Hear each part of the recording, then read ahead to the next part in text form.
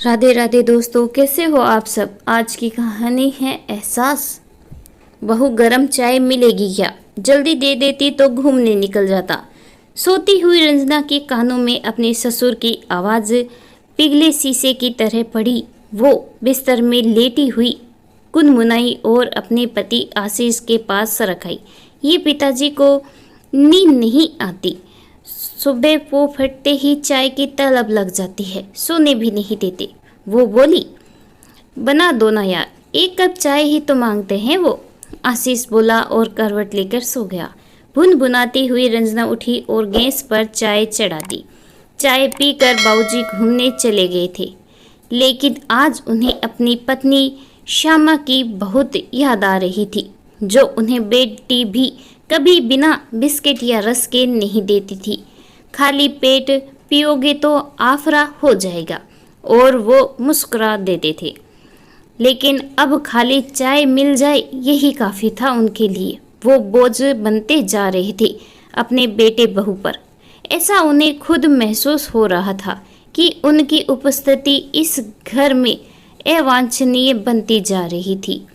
लौटते हुए वो ब्रेड ले आए थे, न्यूज़पेपर भी उनके हाथ में था और कुछ फल भी ले आए थे। आते ही सब कुछ रंजना को पकड़ा दिया था उन्होंने।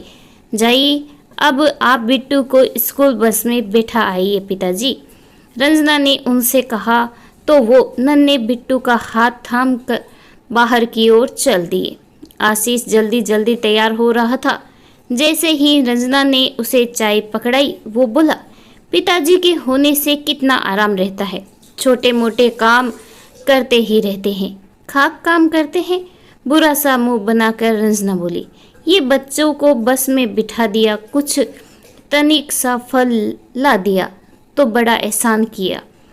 कितने ही बूढ़े हो गए हो, खाना चारों वक्त थाली भर कर ही चाहिए। कैसे बोल रही हो रंजू, बेचारे हम पर पोज नहीं, उनकी पेंशन आ रही है। आशीष धीमी आवाज में बोला, खुद हाथ से बनाकर देना पड़े तो पता चले तुम्हें, बस जबान हिलाना देते हो तुम तो। काम क्या होता है कुछ पता भी है? जब तुम्हारे जैसी कमेरी घरवाली है तो मुझे क्या जरूरत। वो हंसता हुआ नाश्ता कर तेजी से निकल गया। तभी पिताजी आ गए थे। ला बहू, अब मेरे लिए भी नाश्ता ले आ, भूख लग गई है बड़ी तेज। रखा है वहाँ टेबल पर, ले ले, रंजना सूखे स्वर में बोली। ऑफिस भी जाना है, देर हो रही है, वो कहकर चली गई। जाते हुए फिर पिताजी की आवाज़ आई, बहू जरा देखना, बाहर का दरवाज़ा बंद है। रंजना बड़बड़ाई, टोकेंगे जरूर जाते हुए। कितनी बार समझाना चाहा कि जाते हुए आवाज़ ना लगाया करे, पर मजाल है जो कानों पर जूरेंगे किसी के। वो दरवाज़ा देखने गई तो बाहर देखा हल्की बूंदाबांदी शुरू हो गई थी। उसने सूखने के लिए फैले कपड़े भी हटा दिए। मन ही मन शुक्र अदा किया बाबूजी का, ना आती इधर तो भीग जाते सारे कपड़े। काम और घर की जिम्मेदारी से चिड़चिड़ी हो गई थी रंजना। वैसे दिल की इतनी बुरी भी न थी।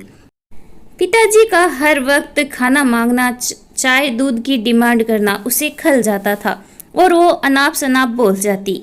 उस दिन घर में बच्चे के जन्मदिन की पार्टी थी। बाहर से cake, pizza, cold drink, sweet आ गए थे और सबने वही खाया। बेचारे पिताजी बहू के गुस्से की वजह से कुछ बोल नहीं सके और थोड़ा बहुत टूंग टांग करके चुप रह गए। अब एक समय नहीं खाऊंगा तो मर थोड़े जाऊंगा। श्यामा भी तो कितने उपवास करती थी, आज मेरा भी हो जाएगा। रात को सब थके हुए थे, गहरी नींद सो गए, लेकिन बूढ़ी आत्मा भूख से बिलबिलाती रही। उन्हें खाली पेट शुगर और बीपी की दवाई लेना भारी पड़ गया। बहरहाल बहुत गैस बन गई और वो लगे दर्द से चिल्लाने। काफ़ी देर में आशीष ने उनकी आवाज़ सुनी, दौड़ा आया, पिताजी को झट से गाड़ी में डालकर हॉस्पिटल ले गया। लेकिन वो सब को छोड़कर जा चुके थे, शायद हार्ट अटैक ही था। रंजना, आशीष और बच्चे सख्ते में आ गए थे, कहीं बहुत गहरे में। रंजना को ये अपराध बोध खाए जा रहा था कि उसकी लापरवाही की वजह से पिताजी की जान गई। थोड़े दिन में सब कुछ सामान्य होगा। आशीष दफ्तर जाने लगे, बच्चे स्कूल, लेकिन रंजना आजकल इतनी व्यस्त हो गई थी कि ऑफिस से अभी भी छुट्टी ले रखी थी, लेकिन जाना तो था ही एक आध दिन में। जब भी आशीष से कुछ काम करने को कहती, वो बहाने बना देता। बहुत थक गया हूँ, खुद कर लो, एक मेड और रख लो, पर मुझे तंग ना करो। अक्सर बिट्टू की स्कूल बस छूट जाती तो कभी वो ऑफिस को लेट हो जाती। बॉस के ताने सुनने को मिलते। रंजना को दिन में तारे नजर आने लगे थे, जिन बाबूजी के काम को वो कम समझती रही थी, आज उसे उनकी वैल्यू समझ आ रही थी। वो छोटे छोटे काम कितने ज़रूरी थे और वो हंसते मुस्कुराते उन्हें कर दिया करते थे।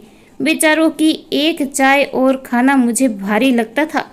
रंजना का मन गालीन से भर जाता। आज उसे समझ आ रहा था कि बुजुर्गों का क्यों वटवृक्ष कहा जाता है। उनके बिना पूरा घर सूना और उदास हो जाता है। उनके आशीर्वाद से कितनी बलाएं खुद टल जाती है। जहाँ तक बात आशीष की थी, वो अपने पिताजी से बिल्कुल उल्टा था।